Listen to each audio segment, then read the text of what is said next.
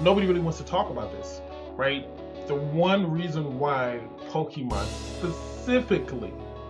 specifically is not really seen as a traditional anime, right, is because of the fact that people classify it as a cartoon. When we look at a lot of them, the more common themes in anime, right? When we look at the common themes in anime, right?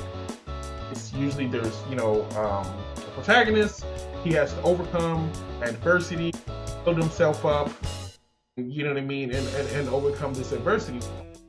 In Pokemon, it tends to be more stagnant, right? He progresses, but it's very, very minuscule compared to like a lot of traditional anime. I'll even say this, right?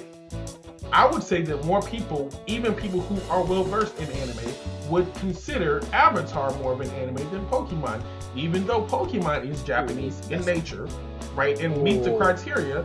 But when we look at the themes in Avatar, Avatar follows along with a more traditional storyline and plot when it comes to traditional, I'll say Shonen Jump anime. We'll say Shonen Jump anime, right? A Shonen Jump like anime. We'll just say that, right? Okay, because go ahead.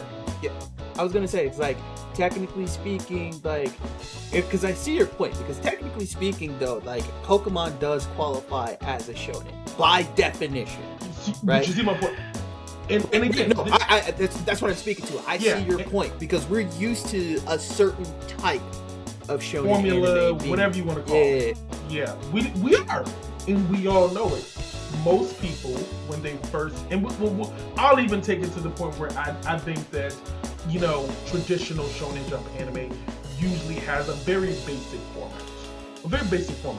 They have a protagonist, usually a male, right? Traditionally, when we look at back in the 80s, 90s, early 2000s, right?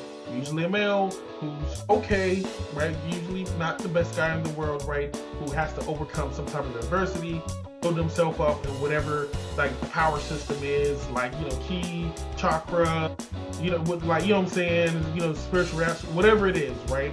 Then he builds himself up. He takes on multiple, either different life events and or opponents in different parts of the world, right? Makes friends, has like really strong, like really strong friendship bonds, right? That are very loyal, protective over those people, right? And then eventually figures out, achieves and or accomplishes a goal. And for 35 years probably, Ash did not achieve that goal. It took him 35 years before he I was an adult with my own kid, right? Before Ash finally achieved that goal that he set off in season 1, right? You know what I'm saying? Of him wanting to become a Pokemon champion, right?